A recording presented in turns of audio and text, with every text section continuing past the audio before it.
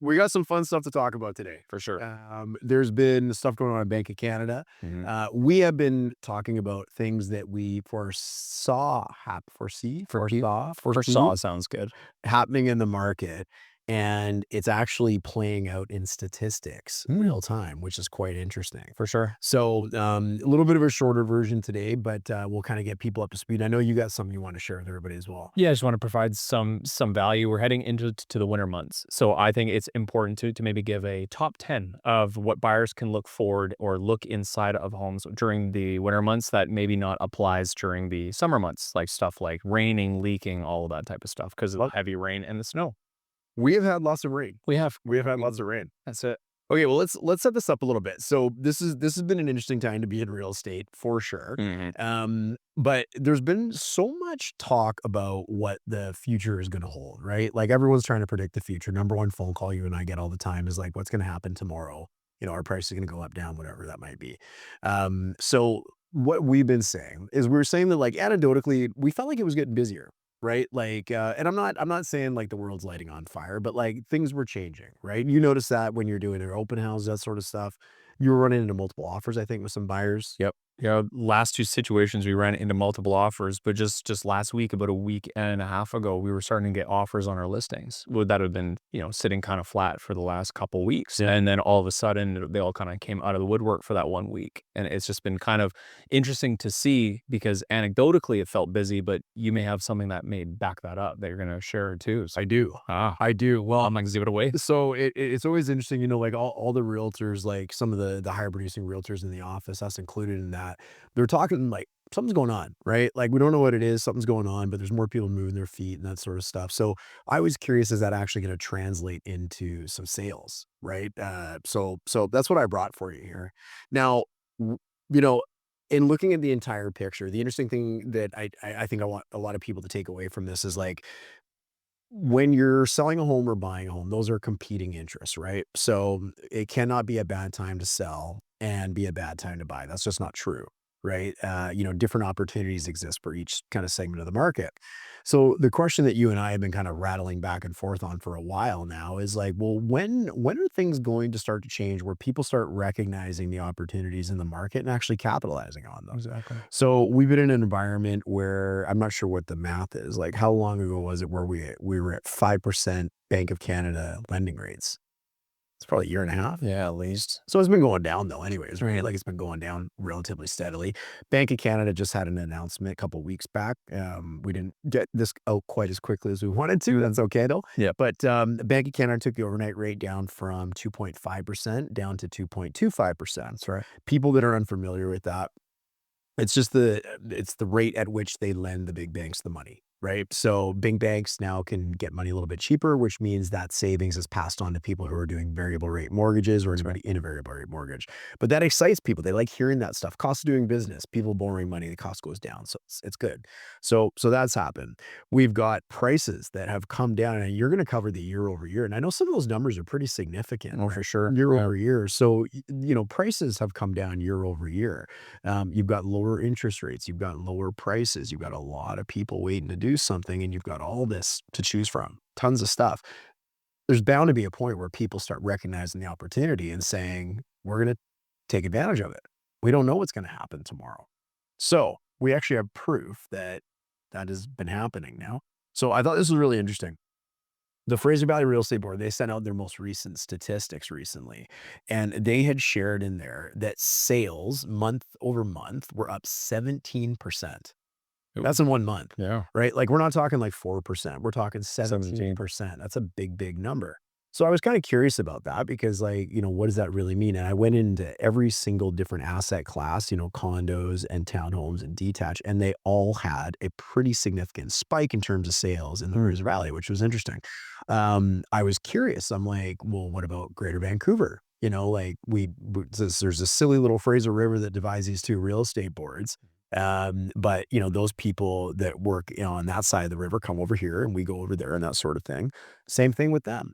Sales up. Mm. by quite a bit. So in the Fraser Valley, and I'm going to caveat this, but in the Fraser Valley last month, there was 150 more sales of properties than there was the month previous. And a typical month in and around this time is probably around like 1,100 sales, Yep.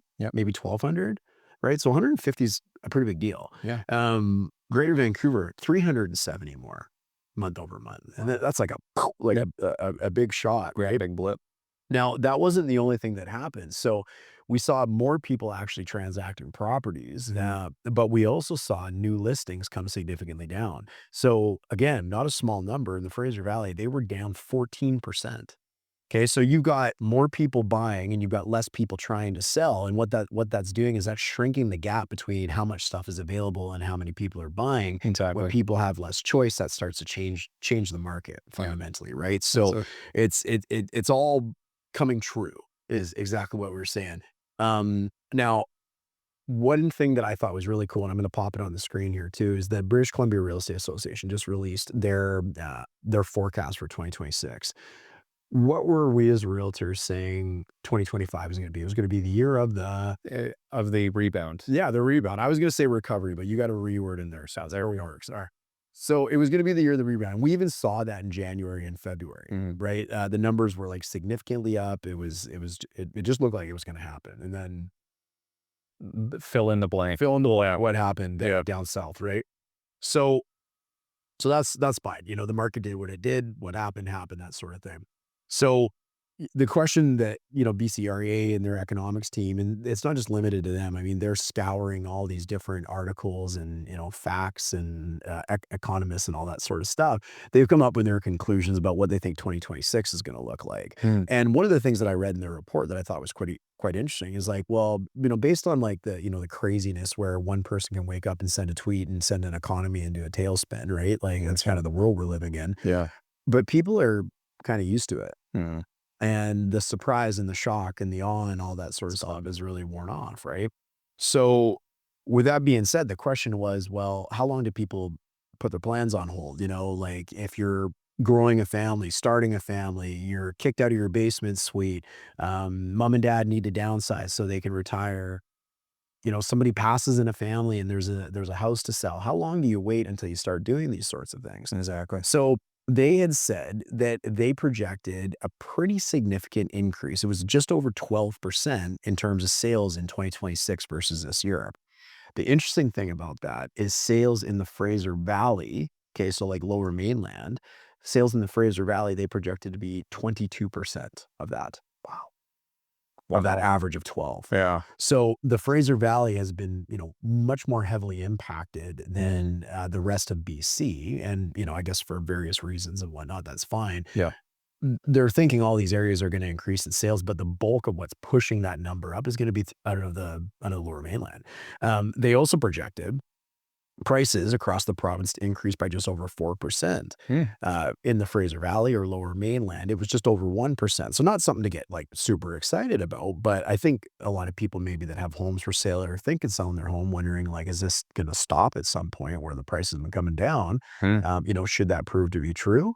Well, that's good information, right? For sure. But more sales happening means more people actually participating in the market, which means more opportunities for everybody. And actually, buyers may be less opportunities because there's more competition. But anyways, there's more to come. Or at least that's what they're forecasting. So I thought that was all super interesting. Hmm. We'll make sure that's all linked in the show notes and stuff like that, and people can check that out. But yeah, 22% increase in sales in the Fraser Valley. Wouldn't that be nice? People need some optimism to look forward to as well. So how far can we go before people exactly when does it not make sense for buyers? When does it not make sense for sellers? We need to get there. So Well, I use an extreme example too, like when we list people's properties for sale and maybe the price that the person wants to sell their house for isn't what the market will bear at that time. And they ask you, of course, well, what's the price? And so I say, well, let's say it was a townhome worth 800,000. I'd say, well, I can tell you two things. I could say if I priced it at $1 million, nobody's showing up. Nobody's coming to look at it. If I priced it at $1, we've got to line up down the street line up down the street all the way to White Rock Beach. and you're on the news. Yeah. Yeah. So what that tells me is there's something in between there that makes sense, Mhm. right? And we just got to figure out where that is. Well, let's talk about buyers starting to come back and participate in the market. Does it need to be, how many buyers would come participate in the market if it was COVID level rates? Mm, 1.5 for a 5-year mortgage. Would they all come back? 100%. Absolutely they would, Yeah. right? So what's that number that's gonna get them to cause them to start to come back? And there's, the 5-year mortgage is now down below 4%, which is the first time in a long time. Mhm. That's a big psychological trigger. We did a video on this on our YouTube Yeah, channel. last month. Yeah, so it's a big psychological trigger because most people have never seen mortgage rates above 4%, right? Like people in our generation and stuff like that, except for obviously very, very recent, which makes it feel very expensive. Now they're back down to kind of where they've been over the last 10 to 20 years on average, generally speaking. People can now wrap their heads around that. And that might also cause them to choose to participate in the market. For sure. Yeah. Oh, it's very interesting stuff, man. So It's interesting. Well, who knows? we have to hurry up and wait. We do. Yeah. Absolutely. Okay. What do you got? Okay. So as I alluded before, we're going into the winter season, very different from what you would look through in the spring and in the summer markets. Yeah. Right. In the summer markets, it's a lot of natural sunlight. It's, how the airflow is because you're most likely going to have windows open or AC units. But when it gets into wintertime, you're now a little bit more inside. There's a little bit more stuffiness and maybe a lot of, little things that might be around water or ice. So we have to take care of it. So I wrote a very beautiful list. It's the top 10 things that buyers should look at when looking at homes during the winter seasons. Oh, I love it. And you could actually even tie that into people that own a house, right? Like Yep, they, 100%. yeah, Yeah. like what's going on in my own house? Because we often find a lot of people. I I want to say this as respectfully as I can. Yep. They don't take care of their home maybe the way that they should. They don't necessarily know the things to look for, That's right. to watch out for, to check for. Listen, And then to caveat that, we all know that everyone is busy and everyone's level of maintenance, that's going to be different. So let's just caveat that. got it. Okay, what do you got? So I'm going to read out 10 here. And just like you said, you can also use this as a seller to then therefore check and verify your house if it's on the market and say, these are some things that I'm noticing. Maybe we can clean it up for the buyers. So number one is how the home handles cold weather. Okay. So what I wrote here was notice that certain rooms feel colder because uneven heating can really have a sense of, are there missing, pieces of insulation? Is it, windows are not as caulked or as sealed and there's maybe some weather stripping missing. So it's interesting to see if a certain room feels colder. Check to see if the windows are closed or the doors are closed, just to make sure that maybe you might be losing some heat due to external factors like that as well. Love it. Next thing is any condensation. So we do understand a little bit of condensation. That's okay. It could be the difference between a little bit cold outside, a little bit warm inside. But if we're getting condensation between those panes, you're getting a little bit too much, and there's actually moisture on the inside. That could be your first problem with failing windows. Which, Yeah. if you have one going, chances are if they're not all replaced at the same time, or they all are replaced at the same time, you may follow up with a few more that might be happening. Big problem with older homes, especially when you get into the window sills too, if it starts dripping and then rotting out the windowsill. And you'll see those quite a bit. So kind of important there. 'Kay. So kind of what I explained. So drafts around doors and windows. So although rooms may feel a little bit warmer, step up a little closer to the windows and to the doors as well, because that could be weather stripping. So we'll kind of move on from that one. Roof and gutter conditions, very important. So I'm dealing with this in my townhome, but when there's townhomes that do their annual gutter cleaning, you want to make sure that they're actually doing their gutter cleaning, because then you get the instance where your troughs end up filling up too much and they end up coming down the exterior. So not only does that kind of affect your gutter system, but that also could be your fascia, your exterior, and could result in a little bit more problems moving forward. So when you see gutters, if you see any water kind of coming off of the gutters, you want to double check. You're like, either they're plugged, they're clogged, there's cracks, there's leaks somewhere. You want to get that before the ice starts getting, because if water gets in behind your exterior, starts freezing, you're going to have a bad time. You're absolutely right. And one thing I'd add to that too is like as it spills over, it's not spilling over in the right spot. So it could be sitting up against the foundation of the house as an example. And then you're talking about crawl space issues and stuff like that. So Yeah.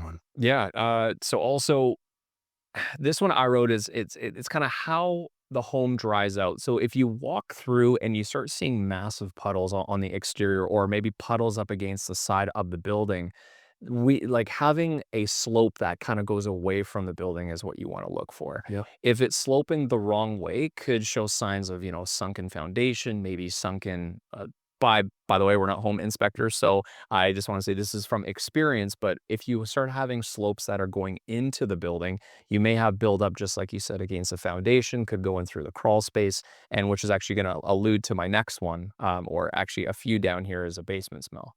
So if you start noticing puddles, and then from there, I would next go into my next step, which is in the basement. If you start smelling a bit of the moisture, that's when you start noticing that there is water being trapped, either somewhere in your exterior, foundation, crawl space, or just simply in the basement. Yeah, you can smell it. Something. That musty smell, like, I love my dog, but when it gets completely wet and he comes inside, it's that smell that he can smell. Now, if you smell that kind of in the basement, that's where you're probably getting some water ingress. It's just something to check out for you. Good one. So, from there, one that you kinda it's a very nuanced one, but if you've noticed on the roof and you start seeing sheets of snow, but you see one little hot spot, Mm, that's a really good indicator that there might be missing insulation, or there may be some heat that's getting up there trapped. So we do notice in a few homes, if your fan isn't quite connected to your exhaust fans and it kind of blows into your attic,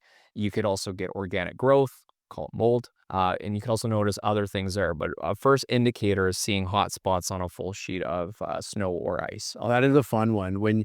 If you're upstairs and you look out your window on a snowy day, you'll see a lot of roofs that have snow on them, and the snow should be on them. It should be, and then you'll see the odd house that has no snow on the roof. I wonder what's happening. Yeah, you wonder what's happening there. They're getting massive heat loss into their attic Mm. for whatever reason. So Yeah, so that's gonna be more of a nuanced one when we actually get snow, but a very good indicator if you're noticing that there is going to be heat loss in your attic. Because if there's heat loss in your attic, could be trapped heat, which could then therefore cause condensation and then could grow organic growth.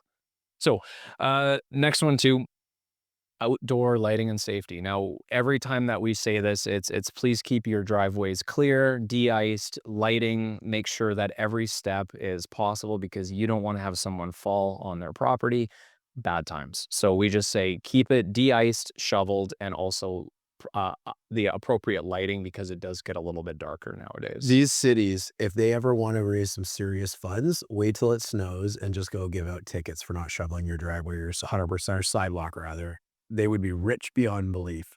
Being a homeowner does opt you into shoveling your old It driveways. doesn't. A lot of people don't understand that. And we know some people maybe aren't able to do so and like, Exactly. but if you're gonna own a home, you need to figure out how you can make that work, right? Yeah. So whether you're hiring somebody or something like that. And it could be affordable if you find the neighborhood kid who just wants to make a little bit of extra cash, right? So, next thing to parking in winter conditions, if you've noticed big houses on the hills with a big steep driveway, and you're a person that may have a nice compact car or a smart car, you're probably gonna have a tough time getting up and down those. So can't like however you park, it's gonna be very important that you have the vehicle or the means to get up these hills. Right.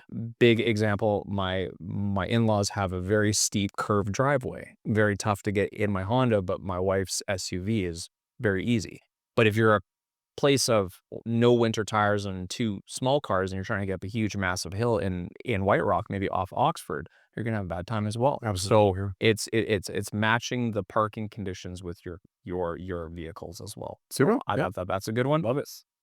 And then the biggest one, and we kind of double back from during the summertime, but the house when it's too dark, having the appropriate lighting. So you notice in a few of the 80s and 90s homes, very common within White Rock, they don't have a ceiling fan or have any light fixtures. They mostly had the plug-in lamps. And if you guys ever notice in those, you'll have the two lamps on each side of the primary bedroom, Right. and the top one is almost always wired for the switch, which will allow for on and off for lamps. So if you don't have that big light, fill those areas with lights. So if I'm noticing a very dark house, that's how your house is going to be 8 to 9 months per year. And then when we get the nice summer, it doesn't really matter. Right. But for the 9 to 10 months, if you're not a basement dweller, then they're going to want a little bit of natural light like the house plants do. So Some of our commenters are basement dwellers. So I'm sorry, that was a low blow. Shoot. There you go. Oh yeah. So what's going on with the stats? Those were good. That's all really helpful for people. We know the market has been interesting. So I'm excited for you to share these with people. And one of the things I think is going to be a nice reminder is we often find that these numbers, and I think your experience is the same, that Yeah. they feel like they're about 2 months behind what's actually really happening. Yeah. Yeah, so, but this is the data that comes out. So nonetheless, let's share it and let people know what's going on. For sure. So in the two different boards that we do, we go the 3-month change and then the 1-year change. So we'll start with the 3 months and then progress to the 1 year. Yep. So in apartments in the Lower Mainland, minus 3.1, and in the Fraser Valley, minus 2.5. We then go into townhomes in the Lower Mainland, minus 3.1, very similar to the condos, and then in the Fraser Valley, minus 3.6. And then in the detached, the better performers in the Lower Mainland, minus 2.9, in the Fraser Valley, minus 2.7. So we're still looking around the 3%. And if you do the math, it's typically 30,000 for every $1 million. Right. So it could be a little bit more as you get more expensive, but on the small purchases, we're talking like 15 grand. Half a million would be 15, yeah. Yeah, exactly. So now moving to there, we then move to the 1 year. So a lot more negatives here. So as apartments in the Lower Mainland we're at minus 5.3, and a big hitter in the Fraser Valley, minus 6.6%. Oh. Yeah, over the last year. Townhomes in the Lower Mainland were at minus 4.2, and in the Fraser Valley, minus 5.5. And then detached homes, minus 4.4 in the Lower Mainland, minus 5.1 in the Fraser Valley. Wow. So year over year. So we're going back to, I guess this would be October numbers. So this is, roughly, let's say 5 to 6% year over year from this time last year. Mhm. Yeah, which is interesting because there's a lot of story in between there, right? From like October to February, as we said, the numbers were likely increasing Yep. and had increased, and then pretty general kind of softening since then. 100%. Yeah, interesting. All right, man. Well, there you go. We'll be back next month to make sure people get all the numbers they need. We'll have lots of good real estate stories going on, and we'll have some good beer to go with it. Yeah, and then December, we're getting into Christmas, which if you know, we always do our what the expectations are gonna be for the next year, which is gonna be kinda cool too. So, then they can keep us honest for next year, and we can keep moving from there. So Yeah, sounds good. All right. cool, buddy. Cheers. You too.